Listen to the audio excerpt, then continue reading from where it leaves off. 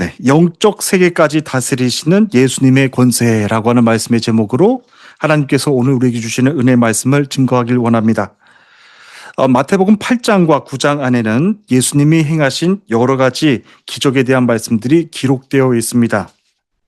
그런데 마태가 기록한 이 예수님의 기적들을 한 군데 모아놓고 자세히 들여다보면 신기한 기적들을 그저 기계적으로 받아 적은 것이 아니라 아주 분명한 하나의 질문을 던져놓고 그 질문에 대한 답을 얻기 위해서 예수님이 행하신 기적들을 기록한 것인 것을 알 수가 있습니다.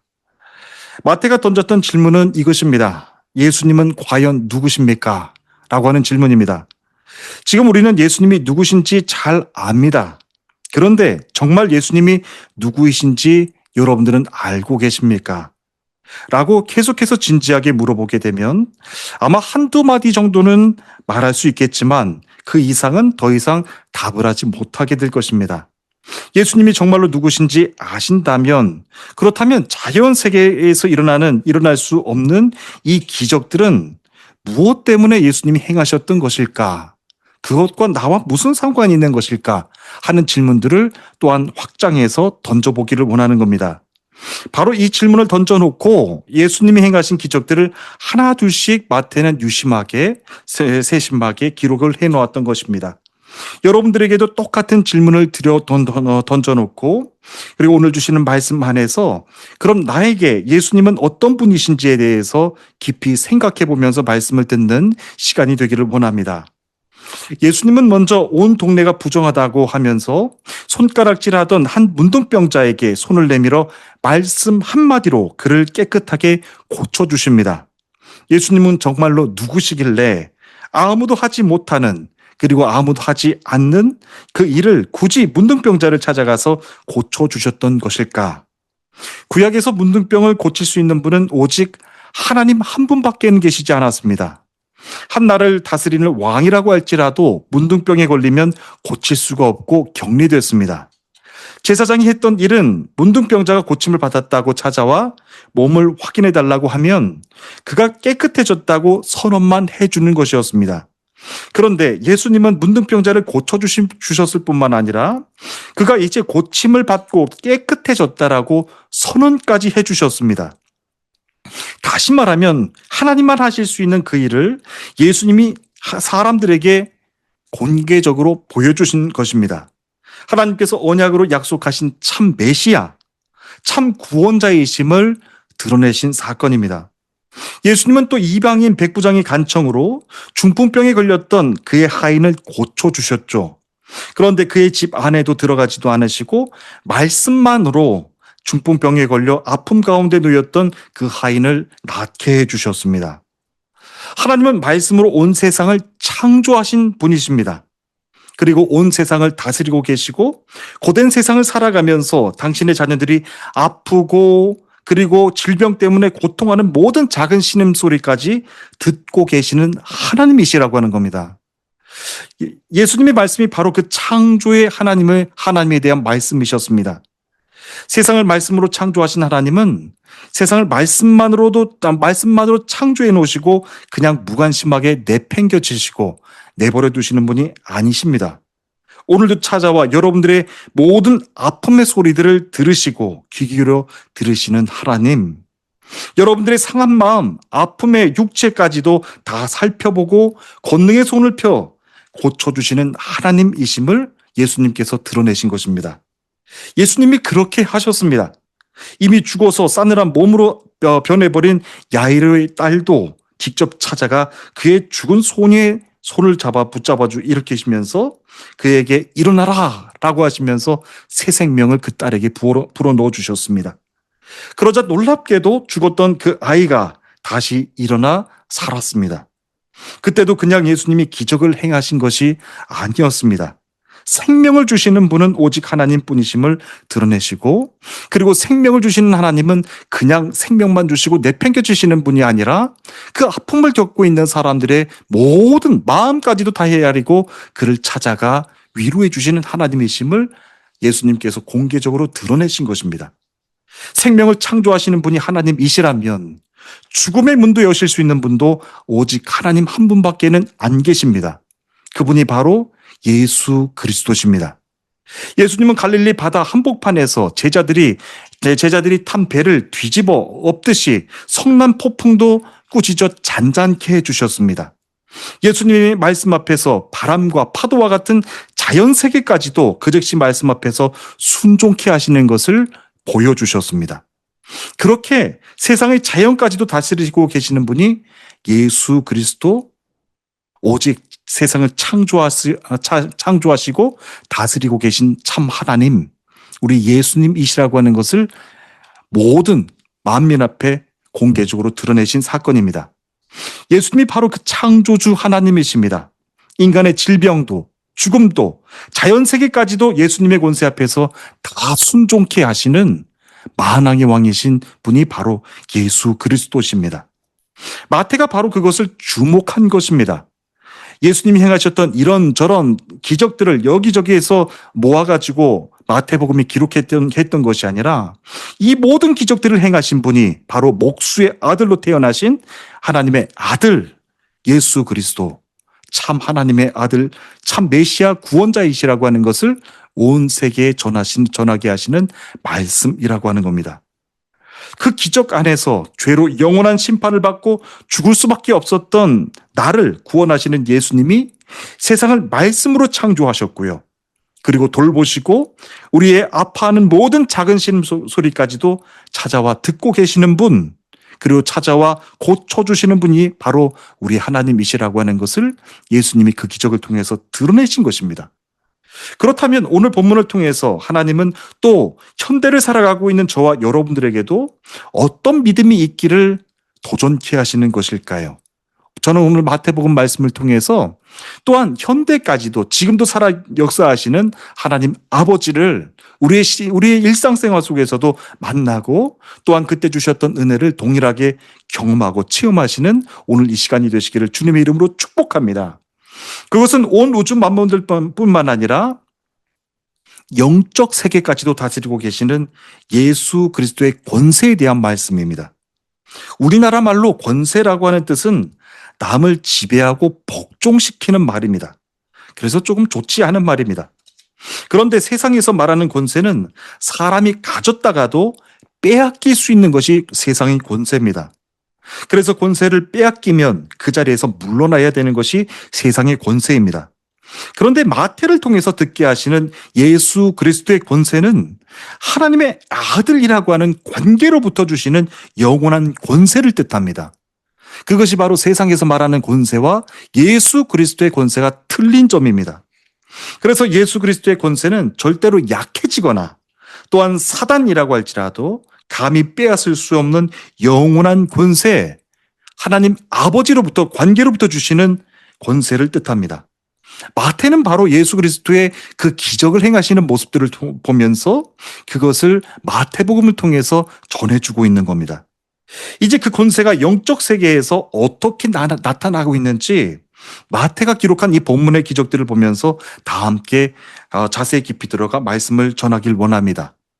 예수께서 가다라 지방에 이르셨을 때였습니다. 마태복음에서는 예수님이 건너편 가다라 지방에 가셨다라고 기록을 했는데요. 마가복음과 누가복음에서는 바다 건너편 거라사인의 지방으로 들어가셨다라고 기록을 합니다. 서로 다른 사건, 다른 지명이 아니라 똑같은 사건, 같은 지명을 뜻합니다. 예수님이 가다라 지방에 이르셨을 때의 일이었습니다. 그때 공동묘지에 살고 있던 귀신 들린 두 사람이 나타납니다. 이들은 사회에서 완전히 격리되어 무덤과 무덤 사이에서 살고 있던 사람들이었습니다. 귀신들의 힘에 잡혀서 살았던 사람들이었기 때문에 너무나도 사나워서 아무도 그 길로 지나갈 수 없을 정도로 이 사람들은 사납게 사람들을 괴롭히고 방해했습니다. 그들은 쇠사슬도 끊어버리는 괴력을 지녔던 사람들입니다. 그렇게 귀신의 권세에 이끌려서 다니면서 자신은 스스로를 통제하는 삶을 살지 못했던 사람들입니다. 겉으로는 강력한 힘을 가진 사람들이었지만 실제로는 완전히 귀신들에게 점령당하고 지배당한 채 살아가는 사람들이었습니다. 이것이 악한 영에 사로잡혀 살아가는 사람들의 실상입니다. 겉으로는 힘이 있어 보이는데, 겉으로는 굉장히 큰 권능과 권세가 있어 보이는데 그 힘의 주인이 자신이 아니라, 그리고 하나님이 아니라 악한 영들입니다. 세상의 영들입니다. 과학의 시대에 살고 있는 현대인들은 이 악한 영의 실체들을 부정합니다. 악한 영에 끌려 사는 사람들에 대해서도 마치 정신질환으로 설명하라고 합니다. 분명히 의학적으로도 설명할 수 있는 것이 있을 것입니다. 그렇지만 영적인 분별력이 필요합니다. 악한 영이나 귀신들에 끌려 살아가는 사람들의 경우에는 그 어떤 치료도, 의학적인 치료도, 약물 치료도 효과가 없습니다. 그의 영혼을 악한 영들이 지배하고 있기 때문에 그렇습니다. 더럽고 악한 영의 역사가 이렇게 무덤 같은 데서 살게 하면서 아주 흉측한 모습으로만 나타나는 것, 그리고 정신이 온전치 못하여서 사람들이 겁을 내게 하는 것, 이런 것만으로 나타나는 것이 아닙니다. 가룟 유다를 보십시오. 아주 이성적이고 합리적으로 계산하는 자의 모습으로 그의 생각 안에 마귀가 들어왔습니다. 요한복음 13장 2절 말씀입니다. 마귀가 벌써 시몬의 아들 가룟 유다의 마음에 예수를 팔려는 생각을 넣었더니라고 기록을 합니다. 마귀가 협박한 것이 아닙니다. 유다는 그것이 마귀의 생각인 줄도 모르고 자기 생각으로 받아들이고 그것을 행했습니다. 마귀는 그런 식으로 전혀 눈치채지 못하도록 세상의 이성적으로 합리적인 모습으로 가장해서 사람들의 생각 안으로 들어와 자연스럽게 침투해 들어가서 그를 조종합니다. 또 베드로를 보십시오. 베드로에게는 주님을 향한 충성심을 이용해서 들어왔습니다. 예수님이 십자가의 고난과 부활을 제자들에게 먼저 말씀하시자 베드로가 이렇게 말씀을 드리죠. 주여 그리 마옵소서 라고 하면서 성경은 꾸짖었다라고, 예수님을 꾸짖었다라고 번역을 합니다. 분명히 베드로가 예수님을 향해서 사랑해서 드린 말씀이었을 것입니다. 그런데 그때 예수님은 베드로를 아주 강하게 책망하시면서 말씀하시죠. 사단아, 내 뒤로 물러가라 라고 하셨습니다. 그래도 당신의 사랑하는 제자이고 생각해서 말씀을 드린 건데 그때 그 예수님의 말씀을 듣고 베드로가 얼마나 놀랐을까요? 베드로 자신도 그것이 사단의 생각인 줄 모르고 했던 말입니다. 얼마나 교묘합니까? 그렇게 사단은 주님을 사랑하고 싶어하는 가장 선한 마음을 이용해서도 사람들의 생각을 들어와 점령합니다. 고린도후서 11장 14절 말씀, 광명의 천사로도 가장해서 들어와서 믿음의 성도들의 삶을 침투해 들어와 조종합니다. 가장 그럴듯한 생각, 합리적이고 이성적인 판단을 가장해서 주의 성도들을 미혹합니다. 그처럼 영적인 세계는 교묘하고 아주 지혜로운 듯해 보입니다. 우리는 이 현실을 영적으로 바로 깨달아서 우리가 생각하고 말하고 행동하는 것까지도 깨어서 살아가야 됩니다. 오늘날 지금 이 시대를 가리켜서 참 가정적으로도 많이 깨진 것을 말하고 또한 문제점들을 말합니다. 이는 교회 안에서도 마찬가지죠.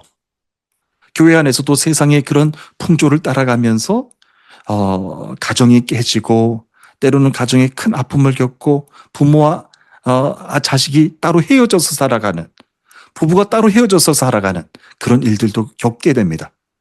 하지만 여러분, 상황에 따라 다 다르겠지만, 개인에 따라 다 다르겠지만 내가 상대방에게 어떤 말을 하기 전에 한 번 더 생각해보고, 이것이 성령님의 생각인가? 하나님이 주시는 참 위로의 말인가? 상대방을 참 격려해주고 세워주는 말인가? 하나님의 기뻐하시는 생각일까? 를 다시 한 번 더 돌이켜서 되짚어서 생각하고 말하고 행동해야 된다라고 하는 거예요. 그만큼 마귀는 우리들의 생각을 교묘한 방법으로 들어와서 우리들을 조종한다라고 하는 거예요. 심지어는 사랑하는 베드로까지, 제자의 충성심까지 이용해서 들어와 사람을 조종하고 그의 영을 지배합니다. 그러므로 우리가 살아가는 데 있어서 교회를 이루는데 가장 중요한 이 가정을 이루어나가는 데도 우리는 영적으로 깨어 살아가야 된다라고 하는 겁니다. 그래서 비로소 예수님의 권세가 얼마나 실제적인 우리들의 구원의 능력으로 작용하는지 우리들의 삶의 체험 현장 가운데서 우리는 그것을 실천하고 도전해야 된다라고 하는 거예요. 그래서 오늘 본문에서 아주 중요한 장면을 마태가 우리들에게 보여줍니다. 갈릴리 바다를 잔잔케 하신 예수님에 대한 말씀인데요. 그때 눈앞에서 예수님이 행하신 그 일을 본 제자들조차 이렇게 말합니다. 아, 이 어떤 사람이길래 바람과 파도까지 순종하는가, 잠재우는가 라고 하면서 예수님의 제자들조차 주님의 정체를 그때까지 깨닫지 못하고 말하고 있는 것을 봅니다.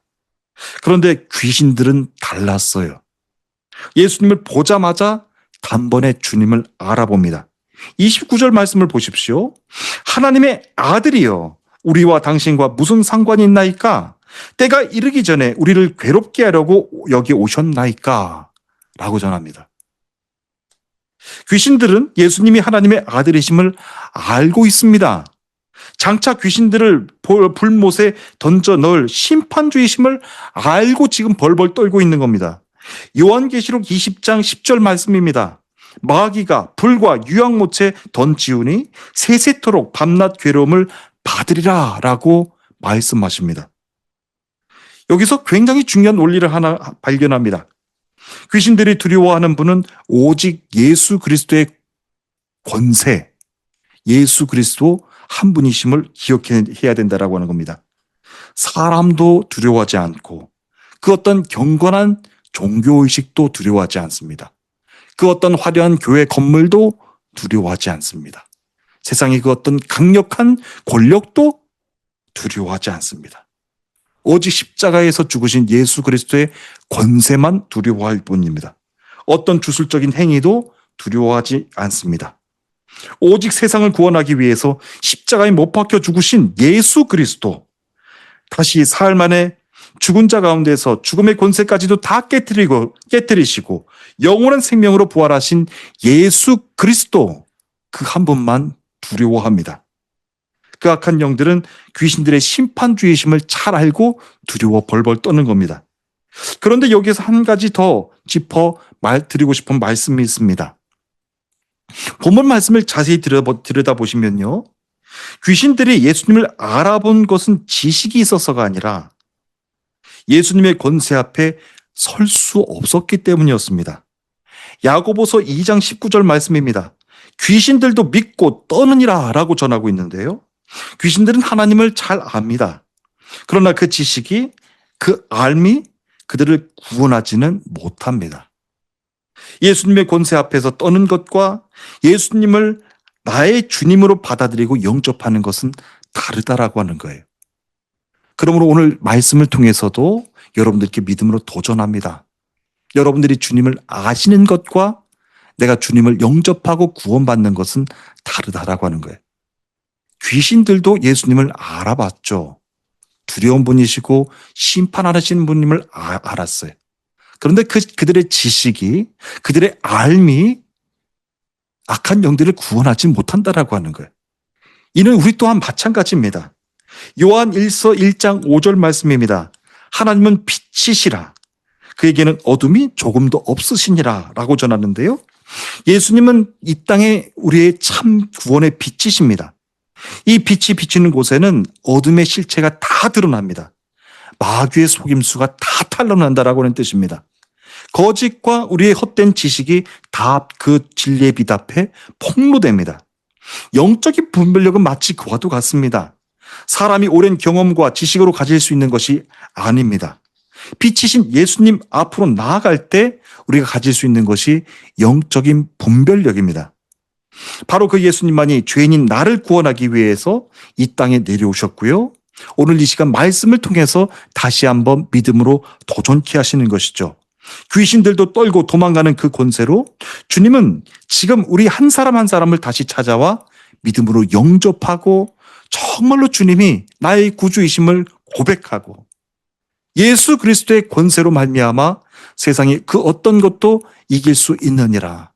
세상의 권세를 이긴다라고 하는 것이 아니라 악한 영의 권세를 향하여서 우리는 승리하고 이길 수 있다라고 하는 뜻입니다.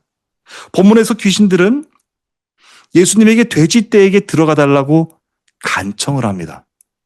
여기에서 우리가 굉장히 중요한 것 한 가지를 보게 됩니다. 예수님께 허락을 받자마자 귀신들이 돼지떼에게 들어가서 비탈로 내려다라 바다에 빠져 몰사당하죠. 여기에서도 놓치지 말고 봐야 되는 영적인 진리가 한 가지가 있습니다. 귀신들은 예수님의 허락 없이는 아무것도 할 수 없다라고 하는 거예요. 심지어는 돼지떼에게 들어가는 것조차 허락을 받아야 들어갈 수 있다라고 하는 거예요. 예수님의 권세가 그렇게 능력이 있으세요. 이것은 무엇을 말합니까? 마귀는 독립적으로 역사하는 존재가 아니라고 하는 거예요. 예수님의 주권 아래, 권세 아래 있는 것이 바로 마귀의 악한 영의 실체들입니다. 마귀가 아무리 강하게 보여도, 아무리 우리를 위협해도 우리는 예수 그리스도의 권세로 무장해 있으면 우리는 그 어떤 것도 감히 건드리지 못한다라고 하는 뜻입니다. 이것이 우리들에게 엄청난 위로이고 능력입니다. 우리의 싸움은 이미 그 주도권이 예수 그리스도에 있음을 선포하고 싸우는 것입니다. 바로 예수 그리스도의 권세로 말미암아 두 영혼이 현장에서 마귀의 쇠사슬에서 완전히 해방되어 자유케 되죠. 예수님에게는 수천 마리 돼지떼들의 재산보다 그 한 영혼의 가치가 더 중요했다라고 하는 거예요. 그런데 마을 사람의 모습을 보십시오. 기뻐하지 않습니다. 오히려 예수님께 떠나달라고, 제발 떠나달라고 간청을 합니다. 여러분, 이게 얼마나 코미디 같은 그런 상황입니까? 돼지떼가 죽어서 많은 재산 피해를 본 게 예수 그리스도의 권세로 말미암아 완전히 회복된 한 영혼의 생명보다 더 크게 보였기 때문입니다. 지금 우리가 살고 있는 우리 시대도 마찬가지예요. 한 영혼의 귀한 생명의 가치보다 세상의 돈의 가치, 권력의 가치, 그것을 더 크게 보는 것이 오늘날 우리들의 세상입니다. 그렇습니다. 세상은 지금도 그렇게 계산합니다. 하지만 예수님에겐 영혼을 살리는 것만큼 더 중요하고 귀한 일이 없으십니다. 가다라의 이 두 사람처럼 세상이 완전히 포기한 그 자리에서 주님은 다시 찾아와 당신의 권세로 말미암아 마귀들을 쫓아내십니다. 세상이 버린 사람, 세상이 심판한 사람, 그 사람을 예수님은 끝까지 포기하지 않고 찾아와 그를 자유케 해주시는 것이죠. 예수님이 이 땅에 오신 목적이 분명합니다. 요한일서 3장 8절 말씀, 하나님의 아들이 나타나신 것은 마귀의 일을 멸하려 하심이라 라고 전합니다. 마귀는 파괴자입니다. 아까 말씀에서 드렸던 것처럼 마귀는 가정을 파괴하고요. 마귀는 교회를 파괴하고요. 교회의 권위를 흔들고요. 모든 것을 다 흔드는 것이 마귀입니다.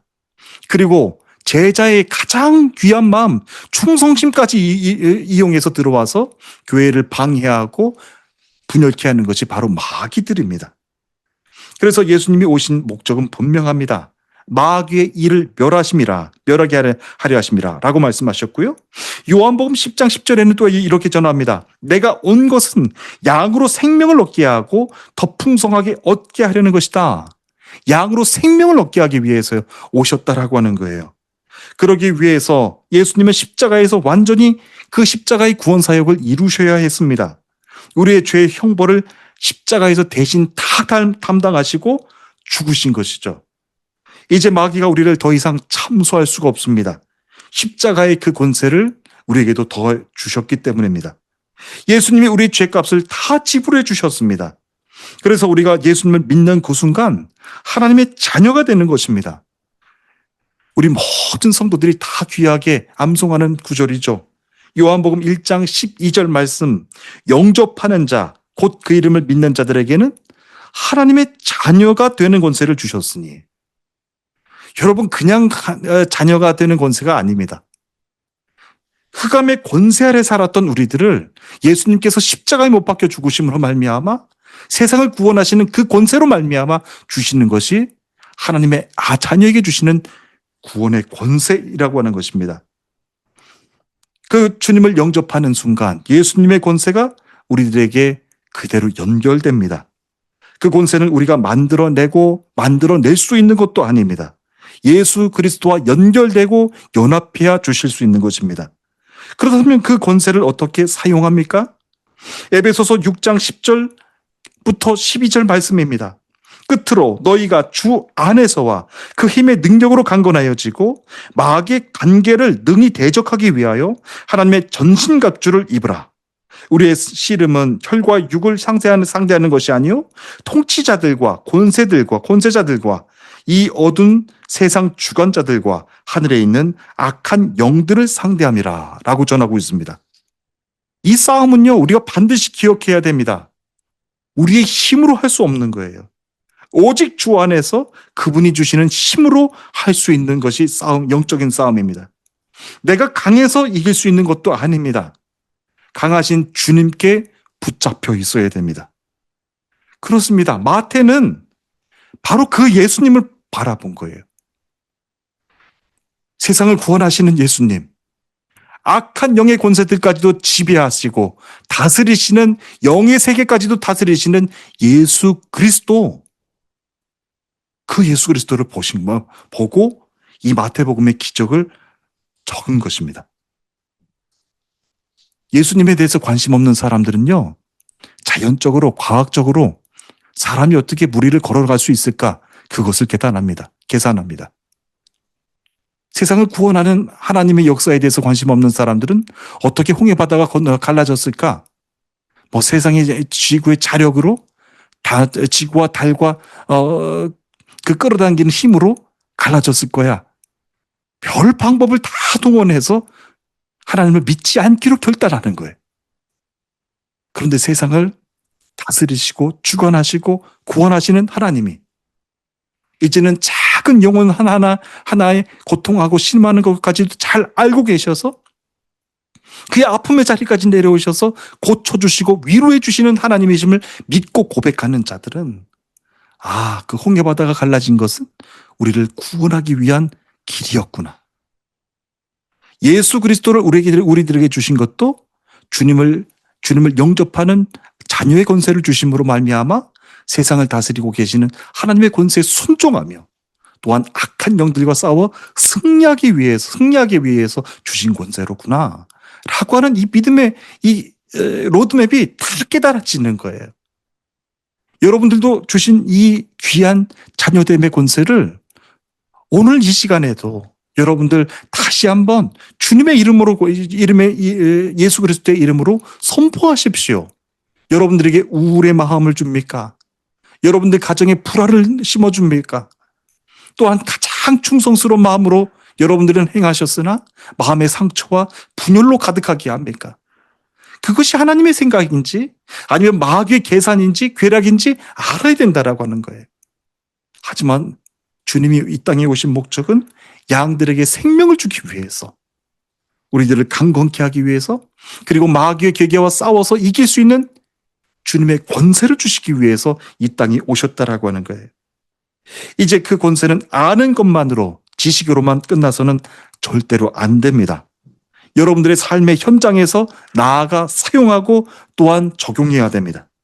이유 없는 우울함이 밀려올 때, 그리고 어쩔 수 없는 상황이라고 하면서도 가정의 불화를 겪어야만 될 때, 여러분들 믿음으로 담대하게 선포하십시오. 나사렛 예수 그리스도의 이름으로 명하노니 내 마음과 내 가정을 어지럽히는 어둠의 영의 권세들아 물러가라. 예수 그리스도의 이름으로 떠나갈지어다. 내 인생의 주인은 예수 그리스도시니 너는 아무런 권한도 없다. 아무런 권세도 없다. 라고 하면서 선포하십시오. 그렇다고 해서 사람을 향하여서 선포하면 안 됩니다. 여러분, 악한 영의 실체에 대해서 선포하는 거예요. 그렇게 될 때 주님이 여러분들의 가정의 참 주인이 되실 것이고, 여러분들이 거하고 섬기시는 모든 교회의 참 주인이 하나님께서 그 일들을 치리하고 회복해 나가실 줄 믿습니다. 오늘 이 시간 또한 아파하시는 분들, 주님이 여러분들의 아픔을 다 알고 계십니다. 눈물까지도 다 알고 계시고 여러분들의 상한 심령까지도 다 알고 계시니 주님, 나에게 찾아와서 내 아픈 마음을 만져주세요. 생명을 잃었던 내 마음 가운데, 내 영혼 가운데 생명의 하나님이 불어넣어 주셔서 말씀으로 다시 창조하셨던 그 아름다운 그 심령을 가지고 살아가도록 인도해 주세요. 이렇게 간절하게 믿음으로 간절하게 주님을 바라고 사는 삶이 되어야 된다라고 하는 것입니다. 이 싸움의 영적 싸움의 주도권은 이미 예수 그리스도께 있음을 선포하십시오. 우리는 이미 이기고 있는 편에 서 있습니다. 마태가 오늘 이 말씀을 전해주는 이유도 바로 여기에 있습니다. 예수 그리스도의 권세는 그냥 추상적으로 우리가 생각 속에서 아는 그런 권세가 아니라, 성경 속에서만 있었던 권세가 아니라 지금도 오늘도 여러분들의 삶을 붙잡고 계시는 실제 하나님의 능력이심을 깨닫게 하기 위해서 이 말씀을 전하고 있는 겁니다. 이 말씀을 믿음으로 붙잡기를 원합니다. 그리고 그 권세를 가지고 날마다 담대하게 여러분들의 삶의 현장 가운데서 승리하시는 삶을 살아가는 여러분들 모두가 되시기를 주님의 이름으로 축복합니다. 이제 2026년도도 절반이 다 왔습니다. 절반은 이제 넘어가는 시점인데요. 얼마나 우리는 예수님을 의지하면서, 예수 그리스도의 권세를 의지하면서, 또한 세상을 영적으로 깨달으면서 여기까지 왔나요? 오늘 주시는 말씀 가지고 다시 한번 우리들의 믿음을 점검해 보며 우리 연말까지 믿음으로 승리하는 우리 모든 주의 백성들 되기를 주님의 이름으로 축복합니다. 우리 다 함께 기도하시겠습니다.